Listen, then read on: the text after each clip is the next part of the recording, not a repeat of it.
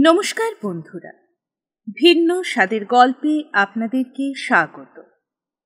আজকের বিশেষ নিবেদন সন্তোষ কুমার ঘোষের লেখা প্রথম। হোটেলের খাতায় যখন ঠিক ঠিক পরিচয় লিখেছিলুম তখন পরিণাম ভাবিনি। ঘর দেখে মন খুশি। কর্মচারীটি যেই জিজ্ঞেস করলে পেশা কি, বলে দিলুম ডাক্তারি। প্রায় হাতে হাতে ফল পেতে হলো। ভারতবর্ষের তীর্থ অর্থাৎ পান্ডা, বেশ্যা, ষাঁড়, কুকুর আর ভিখারির ছড়াছড়ি। এদের হাত এড়িয়ে ব্রহ্মকুণ্ডে স্নান সারলুম এবং অস্বীকার করব না, স্নানার্থিনীও দেখলুম। দুপুরে ঋষিকেশ, লক্ষ্মণ ঝোলা দেখে চিত্ত হৃষ্ট হল, কিন্তু মুষড়ে পড়ল শরীর। পেশি আর গাঁটে গাঁটে ব্যথা।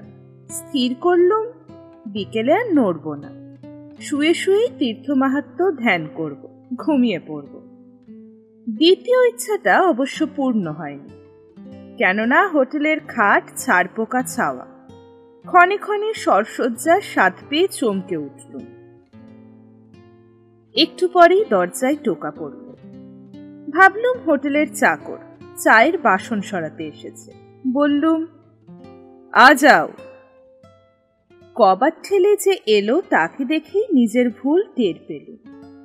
পায়ে নাগরা, নাসিকার সানুদেশে চুমড়ানো শৌখিন গোঁফ, যেমন শিকারী বেড়ালে তেমনি রাইজ লোকের।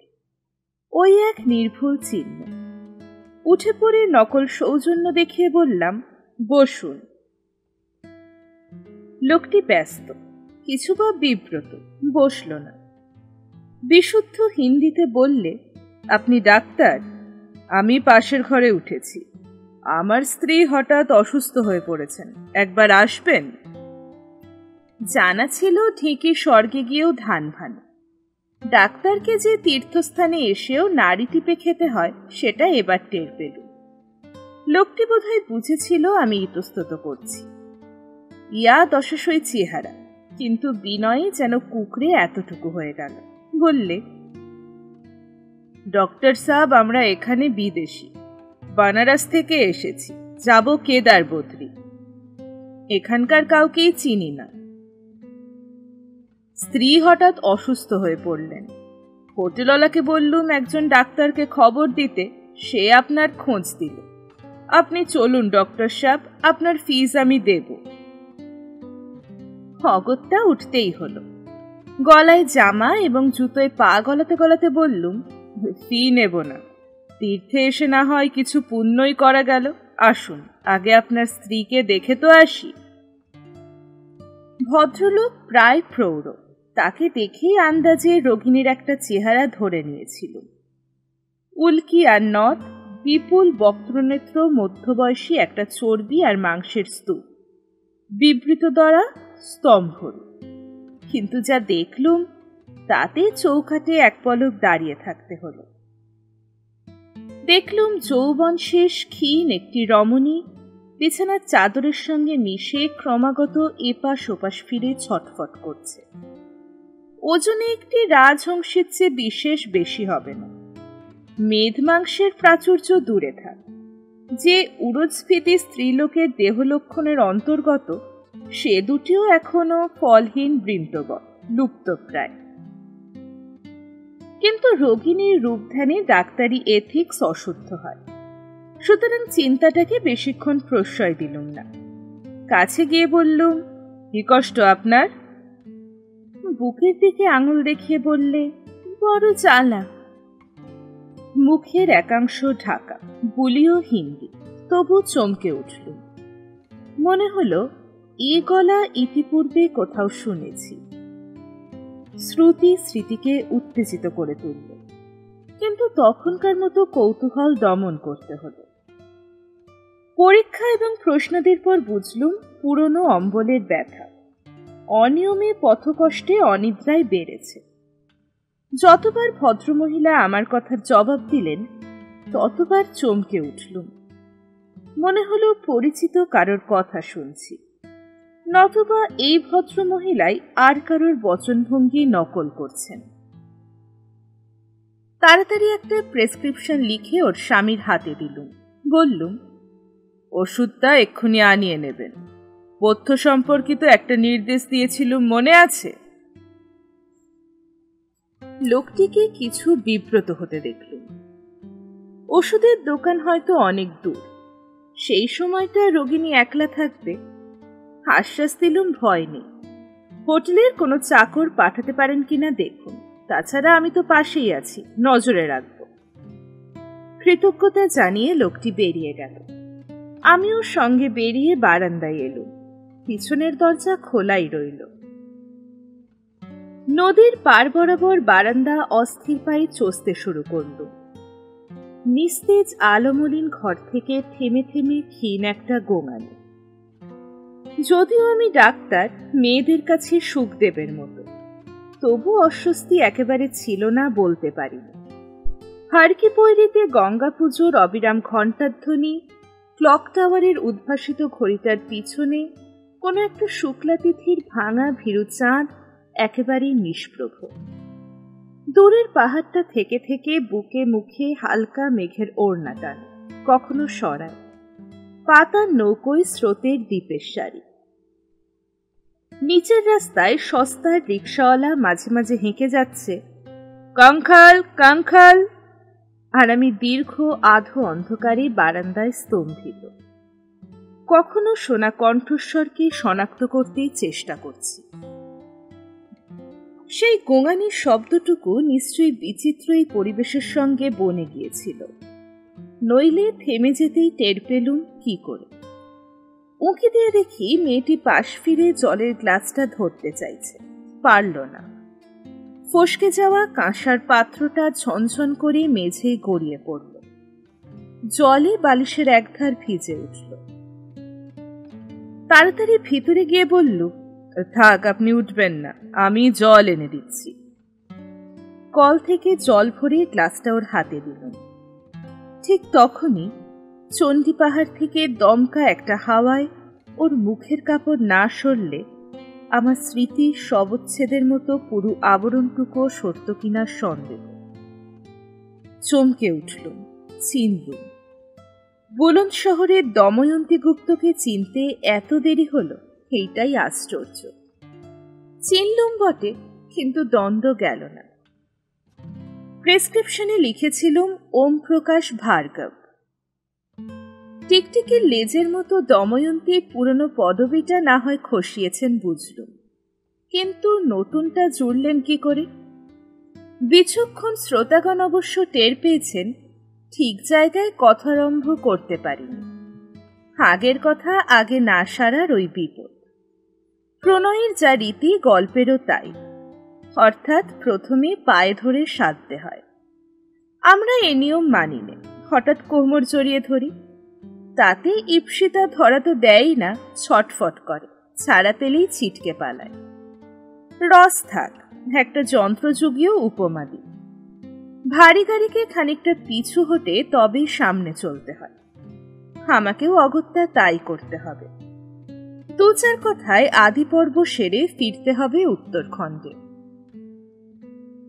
ডাক্তারি পাশ করে প্রথম দোকান খুলেছিলাম বুলন্দ শহরে। মাঝারি শহর, প্র্যাকটিস জমল না। সকালে বিকেলে তালা খুলে ঘরে ধুনো দেওয়াই সার। আমার আগে যারা এসেছেন তারাই রোগী কটিকে নিজেদের মধ্যে ভাগ বখরা করে নিয়েছেন। দেবতারা যেমন সব অমৃত লুট করেছিলেন, পরবর্তীদের জন্য বিশেষ বাকি রাখেননি। আর একথা তো সবাই জানে, সাধারণ লোকে ভরসা করে প্রাণ সঁপতে পারে মোটে দুজনকে, অচেনা জমকে আর চেনা ডাক্তারকে। তাছাড়া পয়সা দেনেওয়ালা রোগীর সংখ্যাও বেশি ছিল না। শহরের 12 আনা লোকে ছিল খয়রাতি আমদাবাখানার পেট্রন, বোতলে পোড়া লাল নীল জলের খদ্দের। একটা লোককে, তার নাম যতদূর মনে পড়ছে বিশনলাল, কম্পাউন্ডার রেখেছিল। লোকটা কাজ জানত না, সে প্রয়োজনও ছিল না। আমি যতক্ষণ বসে ওষুধের ক্যাটালগ নাড়াচাড়া করতুম, সে বক বক করত। এক মিক্সচার তৈরির কৌশল ছাড়া আর সব বিদ্যা ও জ্ঞান তার নখাগ্রে। শহরের 15 আনা 11 পাই লোকের সে নারী নক্ষত্রের খবর রাখত, ইচ্ছায় হোক অনিচ্ছায় হোক। এই জীবন্ত হুজু বিশেষ লোকটির বকবক শুনে আমিও বহু লোকের পরিচয় জেনেছিলাম। আমার দাবাখানা ছিল সদর কাছারির কাছে, দময়ন্তীদের কুয়াটার রাস্তার ঠিক ওপারে। ওর স্বামী লালচাঁদ গুপ্ত শুনেছিলাম সবচেয়ে শাসালো ক্রিমিনাল উকিল, ক্রিমিনাল কেসের উকিল, নিজে ক্রিমিনাল নন। এই টিকাটুকুর আশা করি প্রয়োজন নেই। ডাক্তার কুলে যেমন সহস্রমারি, উকিল কুলে ইনি ছিলেন মক্কেলমারি, অর্থাৎ মোটা হাতে মক্কেলদের পকেট মারতেন। দময়ন্তী শুনেছিলুম ইংরাজি লেখাপড়া শিখেছিলেন। কলেজের বুড়ি ছুঁয়েছিলেন কিনা জানি না, তবে ওকে বারান্দায় ডেক চেয়ারে বসে ইংরেজি খবরের কাগজ পড়তে দেখেছি। ছোট মফস্বল শহরে সেকালে সেটাও তাকিয়ে থাকার বস্তু। দময়ন্তী সর্বদা পায়ে চটি পরতেন, পুরো নথ এবং ঘোমটার 3.5 পোয়া বর্জন করেছিলেন। স্বামীর বন্ধুদের সম্মুখে বেরোতেন, তাদের সঙ্গে হেসে কথা কইতেন। তখনকার দিনে এমন সপ্রতিভভাবে একমাত্র বাঙালি মেয়েদের মধ্যেই দেখা যেত। বয়সে, বলনে, দেহের গড়নে, চলবার ধরনে দময়ন্তীর মধ্যে একটা সৌষ্ঠব ছিল। দর্জির মতো ইঞ্চিগিরের মাপ নিয়ে তিনি রূপবতী ছিলেন কিনা কখনো হিসাব করিনি। একদিন দময়ন্তী আমার ডিসপেন্সারিতে এসে উপস্থিত হয়েছিলেন। নতুন কেস পেলুম ভেবে খুশি হব হব করছি, হঠাৎ দময়ন্তী একটা চাঁদার খাতা খুলে ধরলেন। মেয়েদের একটা সূচিশিল্প প্রদর্শনী করছেন, কিছু দিতে হবে। লিখলুম 5 টাকা। ধন্যবাদ জানিয়ে দময়ন্তী উঠে গেলেন। দেখি টুলে বসে বিষণলাল মুখ টিপে হাসছে। ধমক দিলুম, হাসছ যে? বললে, 5 টাকা দিলেন তাই। বেশি প্রশ্ন করে কেঁচো খুঁড়তে ভরসা পেলুম না। বিষণের হাসির মানেটা বুঝেছিল। সুন্দর মুখ দেখে 5 টাকা দিয়েছি, অন্য কেউ এলে 5 আনাও পেত না।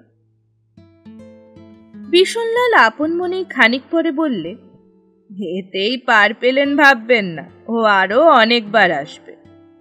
অনেকবার আসবে কেন? বিড়বিড় করে বিষণলাল যা বললে তার মর্মার্থ এই, বাঁচা মেয়ে মানুষ, দময়ন্তীর কি শখের শেষ আছে? নানান হুজুগ নিয়ে 12 মাস মেতে আছে। কুকুর পোষে, পাড়ার ছোট ছোট ছেলে মেয়েদের পোশাক বিলোয়। হুঁশিয়ারিটা ফলেছিল। দময়ন্তী এরপরে মাঝে মাঝেই এলেন।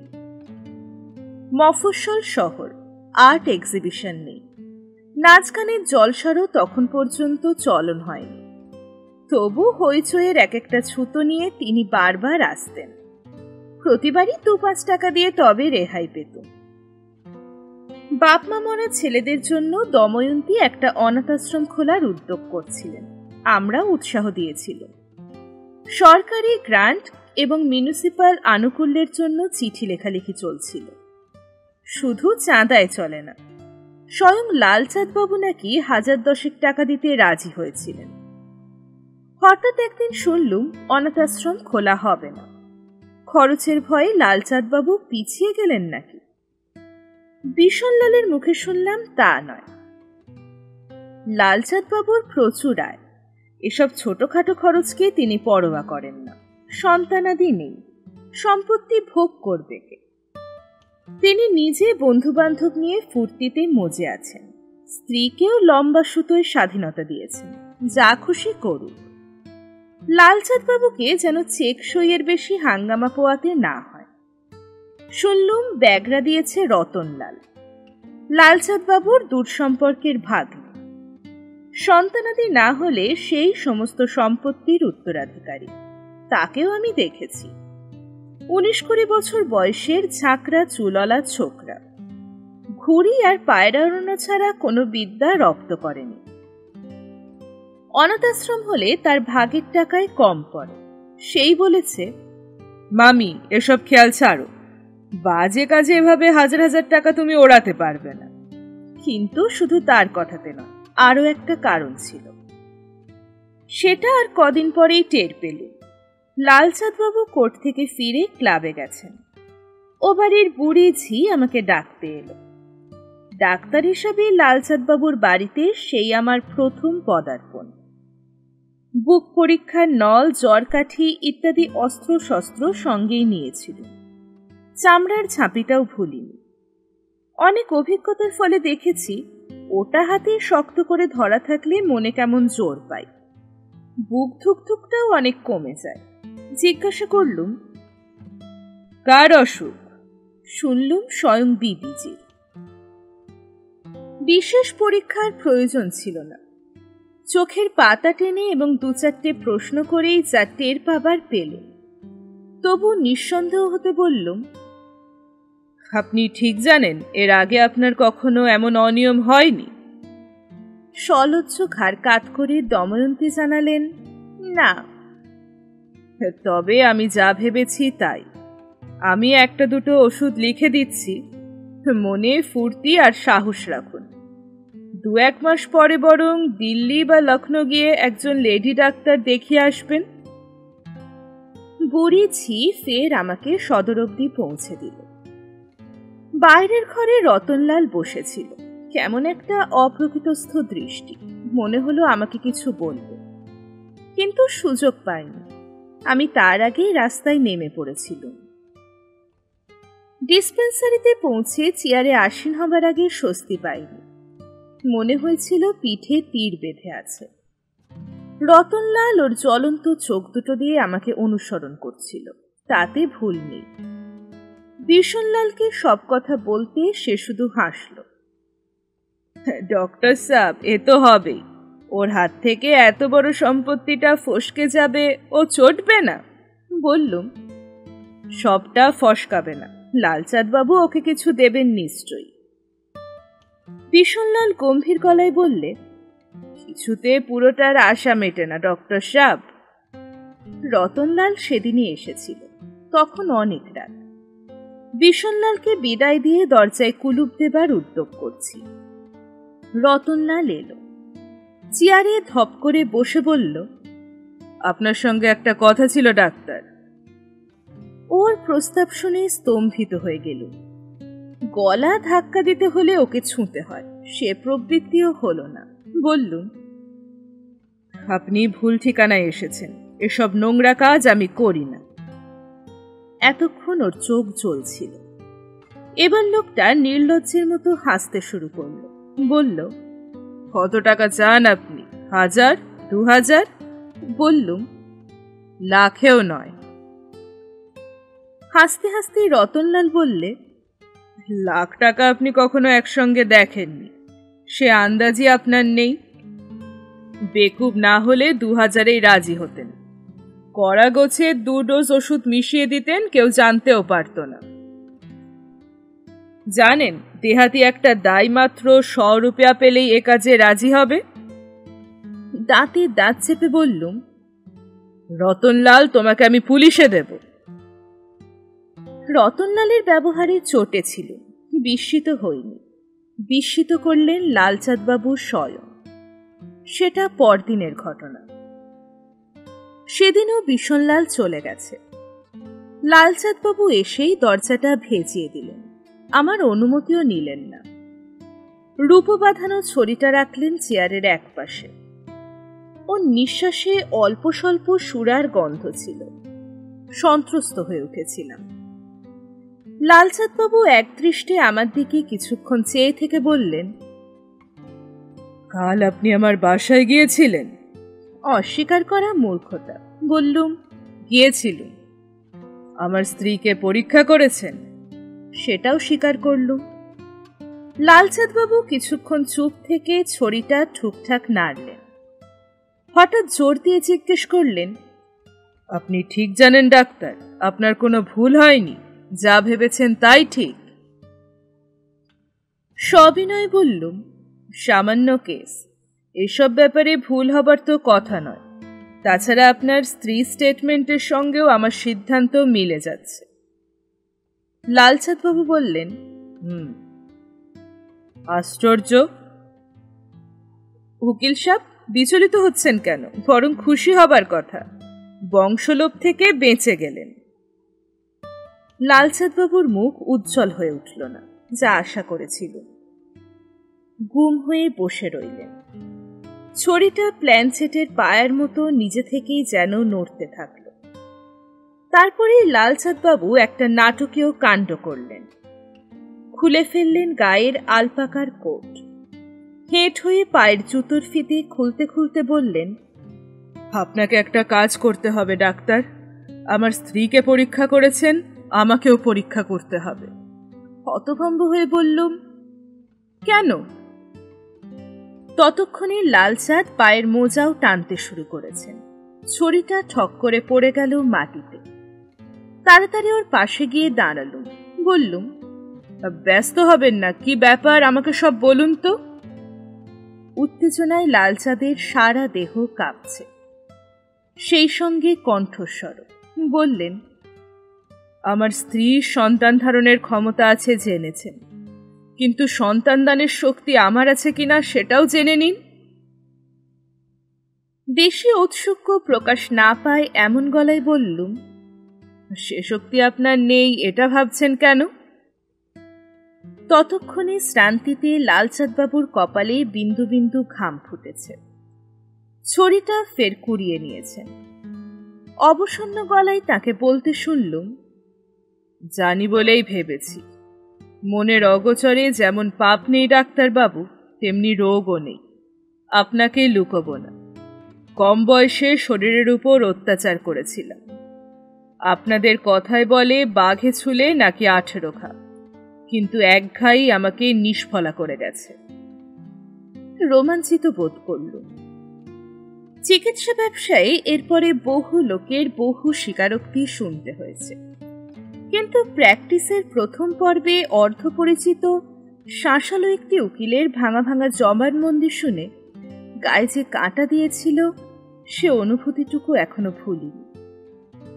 লালচাঁদবাবুকে আবার জিজ্ঞেস করেছিলুম, কি করে জানলেন?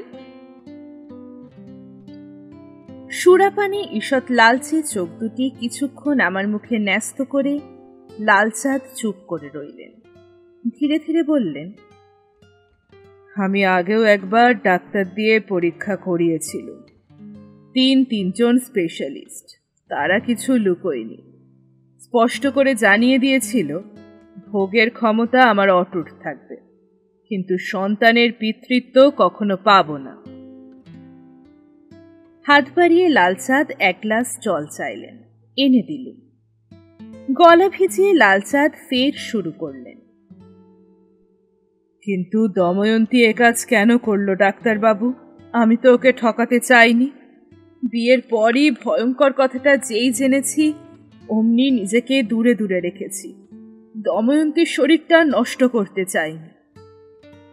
মনে মনে হাসলুম। একটি মেয়ের জীবন নষ্ট করে দেহটা বাঁচানোর যুক্তির মধ্যে যে ফাঁকি আছে, সেটাই অনুতপ্ত প্রায় প্রৌঢ় লোকটিকে ধরিয়ে দিলুম না। লালচাঁদ বলে গেলেন, দময়ন্তী কিছু জানত না, নিজের খেয়াল খুশি নিয়ে মেতে থাকত। ওকে অবাধ স্বাধীনতা দিয়েছি। সারাদিন মামলা নিয়ে ব্যস্ত থাকার ভান করেছি। সন্ধেটা কাটিয়েছি ধরুন ক্লাবে।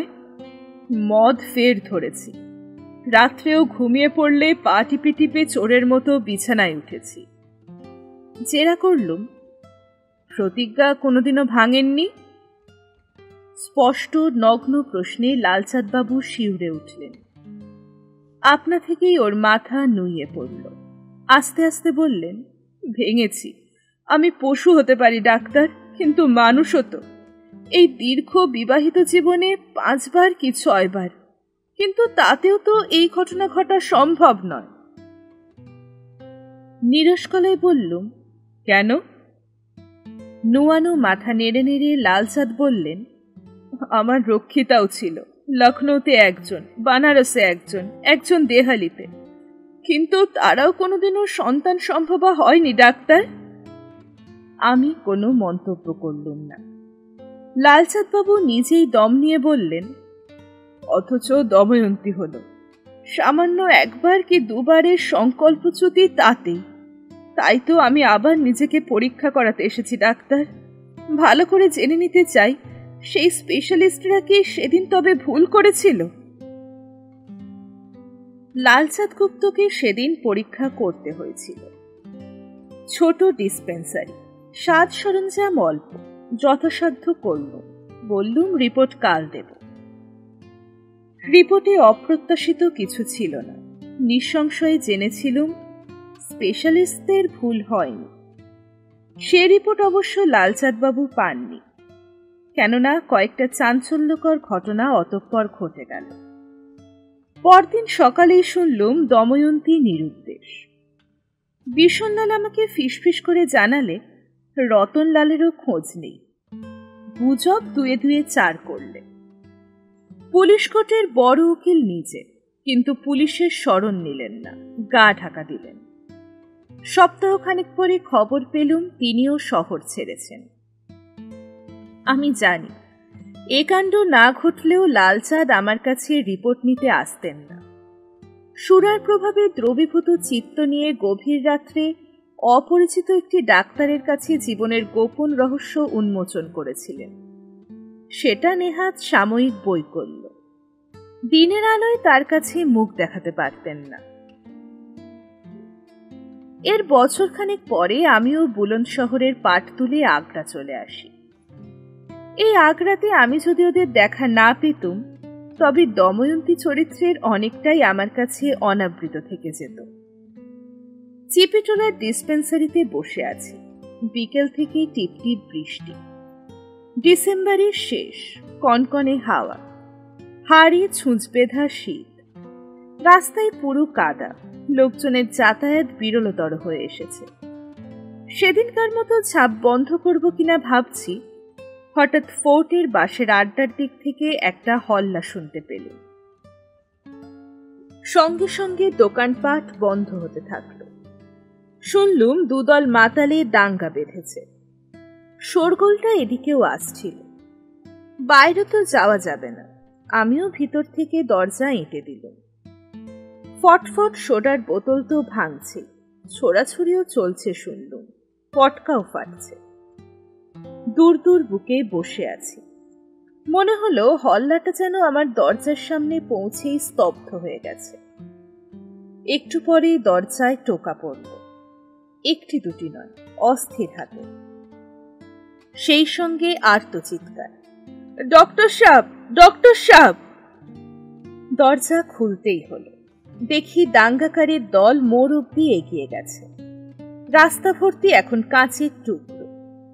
অস্পষ্ট আলোয় দেখা গেল সিঁড়ির উপরে একটা লোক হুমড়ি খেয়ে পড়েছে। তার কানের পাশ দিয়ে একটি শীর্ণ রক্তের ধারা গড়িয়ে যাচ্ছে। তাড়াতাড়ি তাকে তুলে ধরল। মোড়ের দিকটা লালে লাল, পুলিশ এসেছে। লোকটাকে ভিতরে এনে প্রাথমিক চিকিৎসা করল। চোখে মুখে জলের ঝাপটা দিতেই লোকটা চোখ মেলল। আঘাত গুরুতর নয়। লোকটা মূর্ছা গিয়েছিল প্রধানত ভয়। চোখ মেলেই ক্ষীণ কণ্ঠে একবার বললে, পুলিশ। বললুম, পুলিশ আসবে না, তুমি এখানে আছো, বা দাঙ্গার দলে ছিলে কেউ টের পাবে না। ঠিকানা বলো, আমি তোমাকে বাসায় পৌঁছে দেবার ব্যবস্থা করছি। লোকটা আবার চোখ বুঝল। জড়িত স্বরে বলল, টের পাবে, মান্নু জানি ওদের বলে দেবে। বলতে বলতে ওর মুদিত চোখের পাতা দুটি ঘৃণায় কুঞ্চিত হল। দাঁতে দাঁত ঘষে লোকটা উচ্চারণ করল, থাক, কুৎসিত শব্দটা এখানে বলে লাভ নেই। পণ্য রমণীর ঘরে এরকম হাঙ্গামা মাঝে মাঝে হয় জানি। তারই কয়েকটা টুকরো আজ সদর রাস্তায় ছিটকে এসেছে। আতুরে বাচ্চার মুখে যেমন মধু দেয়, লোকটার জিভে তেমনি কয়েক ফোঁটা ব্র্যান্ডি ঢালল। কিছুক্ষণ পরে চাঙ্গা হয়ে ও বলল, বাড়ি যাব। বললুম, একা তোমাকে এ অবস্থায় ছাড়তে পারি নে, ঠিকানা আমাকে দাও, তোমার বাড়িতে খবর দিচ্ছি। লোকটা আমার দিকে কিছুক্ষণ চেয়ে রইল। তখনও স্নায়ুভীতিবশে থেকে থেকে কাঁপছে। উঠতে চেষ্টা করল, ব্যর্থ হয়ে বলল, আচ্ছা। লোক মারফত খবর পাঠালো। লোকটার বাসার ঠিকানা রাজাকি মান্ডির কাছাকাছি। ওকে নিতে প্রায় 1 ঘন্টা বাদে একটা স্ত্রী লোক নামল। মাথায় ঘোমটা, বেশভূষা সাধারণ, তবু দেখা মাত্র চমকে উঠল, চিনলুম। দময়ন্তীও আমাকে চিনেছিল নিশ্চয়।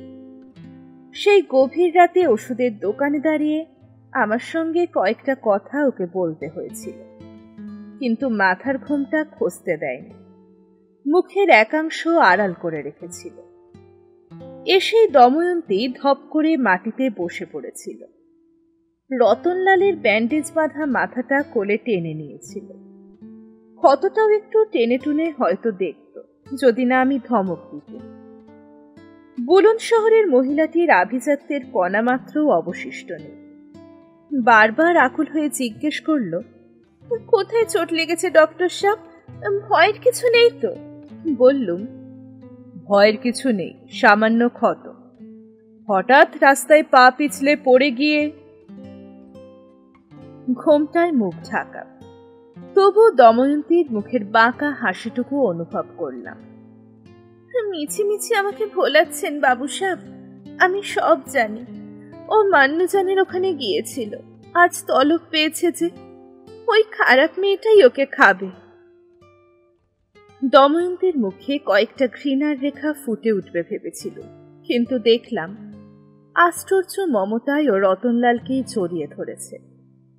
ওর উপর ভর রেখে আহত লোকটি কোনো মতে উঠে দাঁড়িয়েছে।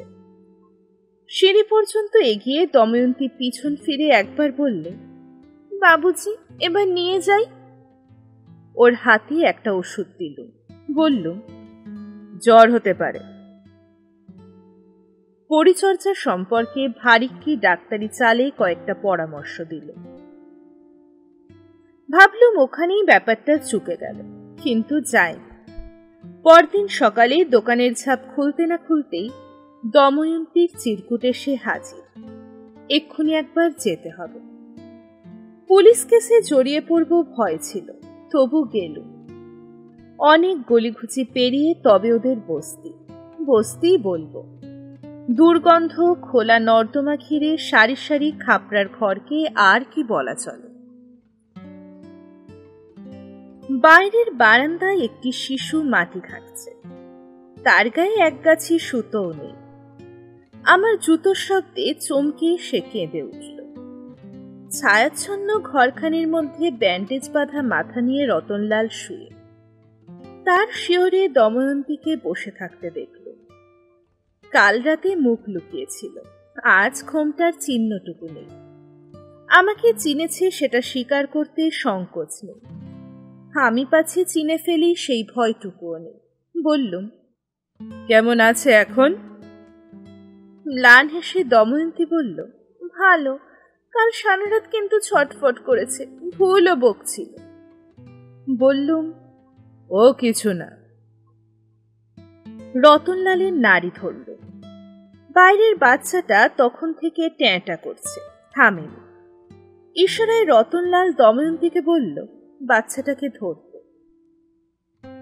ওকে কিছু খেতে দিয়েছে কিনা জিজ্ঞেস করুন তো ডক্টর সাহেব। জিজ্ঞাসা করার প্রয়োজন ছিল না, উপবাসী শিশুর মুখ দেখলেই চেনা যায়। রতনলাল বললে, মা তো নয়, শয়তানি। কাল সারারাত বাচ্চাটা কেঁদেছে, তবু আমার শিয়র থেকে ওঠেনি। এত বেলা পর্যন্ত ওকে একটা রুটিও খেতে দেয়নি। মেয়ে লোকটার দয়া মায়ার নাম মাত্র নেই ডক্টর সাহেব। নতুন ওষুধ ব্যবস্থাপত্রে লিখে দিয়ে চলে আসছি। দময়ন্তী আমার পিছন পিছন এল, সারা মুখে আতঙ্ক আর উদ্বেগ লেখা। জিজ্ঞেস করল, ও তাড়াতাড়ি সেরে উঠবে তো ডক্টর সাহেব? ফের কারখানায় যোগ দিতে পারবে? ভেবেছিলাম একান্তে ডেকে ওকে কয়েকটা ব্যক্তিগত প্রশ্ন করব, করিনি, রুচিতে ঠেকল। একদা সেরা উকিলের ঘরণী যদি কারখানার মজুরের রমণী হয়ে সুখী হয়ে থাকে, হোক। জেরায় জেরায় ওকে বেআব্রু করে কাজ নেই। আমার হাতে 2টি টাকা দিয়ে দময়ন্তী বললে, আপনাকে খবর দিলুম বাবুজি, অন্য কাউকে ডাকতে ভরসা পাইনি। আপনি কালকের ব্যাপারটা জানেন, অন্য কেউ হয়তো পুলিশকে জানিয়ে দিত। পুলিশকে মন্নুজানি জানিয়েছিল। 3 দিনের দিন দময়ন্তী শুকনো মুখে এসে জানালে রতনকে ধরে নিয়ে গেছে, সে এখন জেল হাসপাতালে। উৎকণ্ঠিত স্বরে বললে, মামলায় কি হবে ডক্টর সাহেব? কি আর, বড় জোর জেল। মাথা নিচু করে দময়ন্তী কি যেন ভাবল। আঁচল থেকে একজোড়া দুল টেবিলে রেখে বলল, এই আমার শেষ সম্বল বাবুজি, আর কিচ্ছু নেই। বুঝলুম দময়ন্তীর মুখও সেবার খসবে, তারই সুযোগ খুঁজছে। হাতের আন্দাজে দুল দুটোর ওজন নিয়ে বললুম, উকিলের খরচ এতেই কুলিয়ে যাবে। হঠাৎ ভেঙে পড়ল দময়ন্তী, 2 হাতে মুখ ঢেকে ফুঁপিয়ে ফুঁপিয়ে কাঁদল। আপনি তো সব জানেন ডক্টর সাহেব, আপনাকে কিছু লুকোবো না। 2000 টাকা নিয়ে এসেছিলুম, এই 2 বছরে সব গেছে। অনেক বলে ওকে মানুষ করতে পারলুম না। সেই নেশা, সেই বাইরের মেয়ে মানুষের উপর টান। মুখ ফসকে বেরিয়ে গেল, তুমিও তো ওর ঘরের অরথ নও দময়ন্তী। দেখলুম দময়ন্তীর মুখ সাদা হয়ে গেছে, থরথর করে কাঁপছে। অনেক কষ্টে সামলে নিয়ে দময়ন্তী বলল, কিন্তু আমি ওকে ভালোবাসি। এবার না হেসে পারলুম না। ভালোবাসাই যদি সব রোগ আর পাপের দাবাই হতো দময়ন্তী, তবে পৃথিবীতে এত ডাক্তার আর পুলিশের দরকার হতো না। রতনের মাসখানেকের মতো জেল হয়েছিল জানত, কিন্তু ওর খালাসের দিনটি মনে রাখিনি। একদিন সকালে ডিসপেন্সারি খুলতে গিয়ে সিঁড়িতে ওকে বসে থাকতে দেখে অবাক হয়ে গেল। মাথার ঘা শুকিয়ে এসেছে, কিন্তু শরীরটা আরো শুকনো। গর্তে লুকোনো চোখ দুটির দৃষ্টি তীব্রতর। বললুম, কি ব্যাপার, কবে ছাড়া পেলে? আবার দাঙ্গা করার মতলব নাকি? ঠাট্টা গায়ে মাখলে না, উঠে দাঁড়িয়ে গম্ভীর গলায় বললে, ডক্টর সাহেব, একবার আমাদের বাসায় যেতে হবে, বাচ্চাটার খুব অসুখ। রোগী ফিরিয়ে দিতে পারি তখনও এমন পসার হয়নি। বললাম, চলো। আবার সেই দুর্গন্ধ খোলা নর্দমা, নিচু নিচু অন্ধকার খাপড়ার চালা। দময়ন্তীকে দেখতে পেলুম না। দাঁতে দাঁত ঘষে রতনলাল বললে, বেড়াতে বেরিয়েছে। ছেলেটা জ্বরে ধুঁকছে, কোনো হুঁশ যদি থাকে। জানেন ডক্টর সাহেব, মেয়ে মানুষটার মতো বদমাস দুনিয়ায় 2টি নেই। বাচ্চাটাকে মেরে ফেলবে পণ করেছে। বললুম, সে কি? নয়তো কি, অসুখটা আর কিছু তো নয়। আমি যে কদিন জেলে ছিলুম ওকে ভালো করে খেতে পর্যন্ত দেয়নি, বাইরে বাইরে ফেলে রেখেছে। বুকে বাচ্চাটার সর্দি বসে গেছে, এই যে এখন এত জ্বর। একবার দেখে, বাচ্চাটাকে আমি বুকে আগলে আগলে রাখি। জানালার কলজে এত শক্ত হয় কোথাও শুনেছেন? মাসখানেক আগে এই বাসাতেই রতনলালের শিয়রে সেবারত দময়ন্তীকে দেখেছিল। সে কথা আর তুললুম না। নিউমোনিয়া হয়েছিল। পরদিনই বাচ্চাটা মারা গেল। মৃতদেহটা বুকে জড়িয়ে রতনলালকে আকুল হয়ে কাঁদতে দেখেছি। দময়ন্তী একটু দূরে দাঁড়িয়েছিল, ঠান্ডা নিশ্চল ভাবলেশীন। ওর চোখে বিন্দুমাত্র জল দেখিনি। সেদিন দময়ন্তীকে ঘৃণা করেছিল, সব খুইয়েছে, কিন্তু বেঁচে থাকার জন্য নিতান্ত প্রয়োজনীয় মমতাটুকুও দময়ন্তী কেন হাতে রাখেনি? আজ 5 বছর পরে খরস্রোত ব্রহ্মকুণ্ডের দিকে চেয়ে চেয়ে ভাবছি, এই প্রশ্নটার উত্তর সেদিনই দময়ন্তীর কাছে জেনে নিলে হতো। আজ সময় নেই। সেদিন এক মজুরের ঘরণীকে অসংকোচে যে কথা জিজ্ঞাসা করা চলত, আজ বিশিষ্ট জমিদারের অঙ্কশাইনীর কাছে তার ইঙ্গিত মাত্র দেয়া বেয়াদবি। সমাজের অলিখিত আইন এমন। হোটেলের বারান্দায় চেয়ার টেনে বসে আছি। কুয়াশা কেটে যায়, আবার জমে। মেঘের ভাঁজে ভাঁজে কাপা কাপা আলোর তরঙ্গ। সূর্যোদয়ের প্রাক মুহূর্ত। দরজায় টোকা পড়ল। পিছনে চেয়ে দেখি ওমপ্রকাশ গুপ্ত। বলিষ্ঠ দেহ, পায়ে নাগরা, চুমড়ানো গোঁফ। নমস্কার করে বললে, আমি একবার লাচমান ঝুলায় যাচ্ছি ডক্টর সাহেব, দুপুরেই ফিরব। বললুম, আপনার স্ত্রী কেমন আছেন? একটু ভালো, ওষুধ সব ডোজই দিয়েছি, ঘুমোচ্ছে, একটু নজর রাখবেন। তীর্থ দর্শন করতে এসেছিল, পারল না, অসুখে পড়ল, বেচারাকে একটু নজরে রাখবেন। প্রতিশ্রুতি দিলাম, রাখব। মেহেরবানি। এই বলে ওমপ্রকাশ বিদায় নিল। সিঁড়িতে ওর পায়ের শব্দ মিলিয়ে যেতেই এদিকের বারান্দায় কার ছায়া পড়ল। চেয়ে দেখলুম দময়ন্তী। আসবে জানতুম, কিন্তু এত শীঘ্র ভাবিনি। এতক্ষণ তবে ঘুমোয়নি, ঘুমের ভান করে পড়েছিল। বললুম, আসুন মিসেস ভার্গব। আগ্রার বস্তিতে অনায়াসে তুমি বলেছি, কিন্তু হরিদ্বারের হোটেলে যথাবিহিত সম্মান না দেখিয়ে পারলুম না। কেন, ভয় হলো মিস্টার ভার্গবকে সব বলে দেব? দময়ন্তী মাথা তুলল। মুখখানির ঢলঢলে দৃষ্টিটুকুই অবশিষ্ট আছে। বললে, ও সব কথা জানে না ডক্টর সাহেব, ওকে কিছু বলবেন না। নীরস হেসে বলল, সব কথা তো আমিও জানি না দময়ন্তী, শুনতে চাই। রতনলালের কি হলো, তাকে ছাড়লে কেন? আবার দময়ন্তীর মুখ সামনের দিকে ঝুঁকে পড়ল। অস্ফুট গলায় বলল, আমি তো ছাড়িনি, সেই আমাকে ছেড়ে গেছে। ইঙ্গিতে দময়ন্তী ওপর দিকে দেখিয়ে দিলে। বুঝলুম কোথায়। জিজ্ঞাসা করলুম, রতনের কি হয়েছিল? শরাব খেয়ে খেয়ে ওর শরীরে কিছু ছিল না ডক্টর সাহেব, শেষ তক তাতেই গেল। রূঢ় গলায় বললুম, সে মরে যেতে না যেতে অন্য পুরুষের আশ্রয় নিলে? তুমি না তাকে ভালোবাসতে দময়ন্তী? দময়ন্তী জল টলমল আয়ত দুটি চোখ তুলে তাকালো।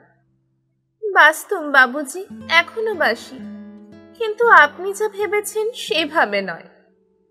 যেন বিদ্যুতের চমক খেল। সেভাবে নয়? তবে কিভাবে রতনলালকে ভালোবেসেছিলে দময়ন্তী? মাথা নিচু করে দময়ন্তী বললে, ছেলের মতো। নিজের সমস্ত সত্তাকে প্রবল কণ্ঠে হেসে উঠতে শুনল। রতনলালকে তুমি ছেলের মতো ভালোবাসতে দময়ন্তী, অথচ তারই সঙ্গে পালিয়েছ, বছরের পর বছর ঘর করেছ, সবই কি? বাধা দিয়ে দময়ন্তী বললে, সত্যি, আপনারা যা দেখেছেন তা সত্যি ডক্টর সাহেব, শুধু যা ভেবেছেন সেটুকু ছুটা। ততক্ষণে দময়ন্তী নিজেকে শক্ত করেছে, চোখে কান্নার বাষ্প মাত্র নেই। নম্র অথচ স্পষ্ট গলায় বলল, আমাকে কেউ বোঝেনি ডাক্তারজি, আমার স্বামী না, রতন না, আপনিও না।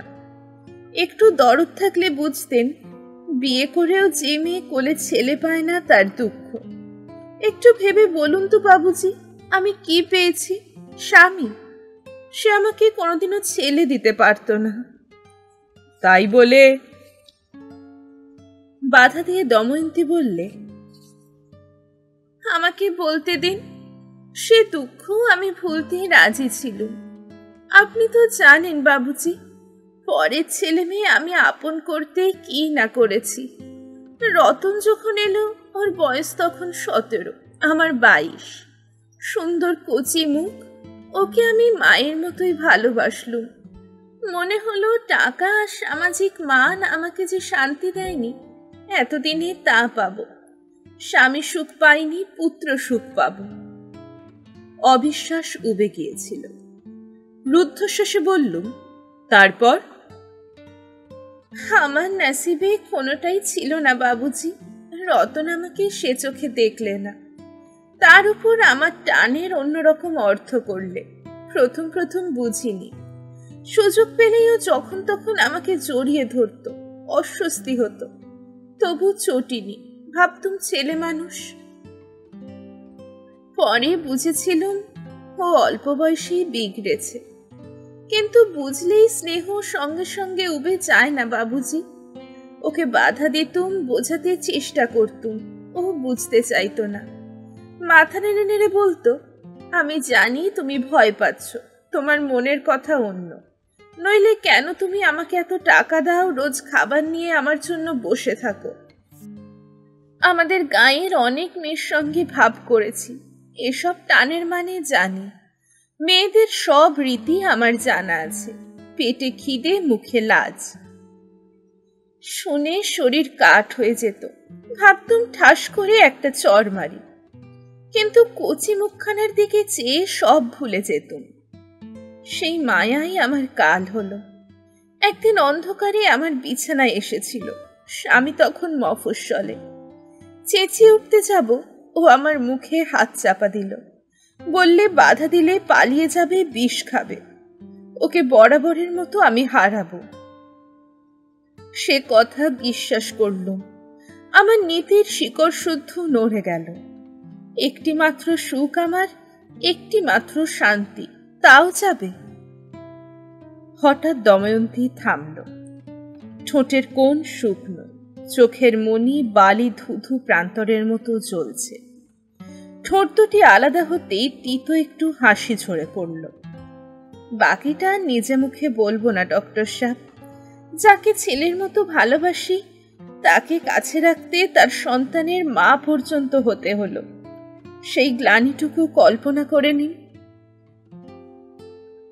অনেকক্ষণ কথা বলতে পারলুম না। নিচের রাস্তাটা জেগে উঠেছে। মিনিটে মিনিটে হর্ন বাজিয়ে ছুটছে ঋষিকেশের বাস। হরকে পৌরিতে শানার্থীদের কলরব বাড়ছে। লাঠি লোটা সম্বল কাতারে কাতারে পথচারীদের স্রোতও দেখছি। দূরের পাহাড়ের ঢেউ লক্ষ্য করে হাঁটি হাঁটি এগোচ্ছে। শ্রীনগর, কীর্তিনগর, রুদ্রপ্রয়াগের পথে কবে কেদারবৌদ্রী পৌঁছাবে এরাই জানে। এতক্ষণে সেই প্রশ্নটা করবার সুযোগ পেলাম। গ্লানি ছিল বলেই বুঝি বাচ্চাটাকে ভালোবাসতে পারলে না দময়ন্তী, অনায়াসে মরে যেতে দিলে? দময়ন্তী চমকে উঠল। ফ্যাকাশে মুখে চেয়ে বললে, কে বললে? কে আবার বলবে? আমার চোখ দুটো তো বন্ধ ছিল না। দময়ন্তী সঙ্গে সঙ্গে জবাব দিতে পারল না। শাড়ির পার আঙুলে জড়াতে লাগলো। খানিক পরে আস্তে আস্তে বলল, ভালোবাসবো না কেন, বাসতুম। কিন্তু কি জানেন, ওকে দেখলেই নিজের উপর কেমন ঘেন্না হতো, মরে যেতুম। আর বোধহয় হিংসেও করতুম। রতনকেও আমার কাছ থেকে আরো দূরে নিয়ে গিয়েছিল। হঠাৎ অস্বাভাবিক দ্রুত গলায় দময়ন্তী বলে উঠল, আশ্চর্য ব্যাপার দেখুন, ও যখন পেটে এলো রতনলাল তখন ভয় পেয়েছিল, ওকে নষ্ট করতে চেয়েছিল। অথচ কোলে যখন এলো রতনলাল সঙ্গে সঙ্গে ভুলে গেল। নিজের ছেলে তো, পাগলের মতো ভালোবাসত বাচ্চাটাকে। ধীরে ধীরে কিন্তু নির্মম গলায় বললুম, সে তো তোমারও নিজের ছেলে ছিল দময়ন্তী। মাথা তেমনি নিচু, শাড়ির পাড়ে আঙুল জড়াতে জড়াতে দময়ন্তী বললে, ছিল, কিন্তু প্রথম সন্তান তো নয়। এখানেই শেষ হলো সন্তোষ কুমার ঘোষের লেখা প্রথম। গল্পটি আপনাদের কেমন লাগলো অবশ্যই জানাবেন কমেন্ট বক্সে। আর এখনো যদি চ্যানেলটি সাবস্ক্রাইব করে না থাকেন, এক্ষুনি চ্যানেলটিকে সাবস্ক্রাইব করে নিন।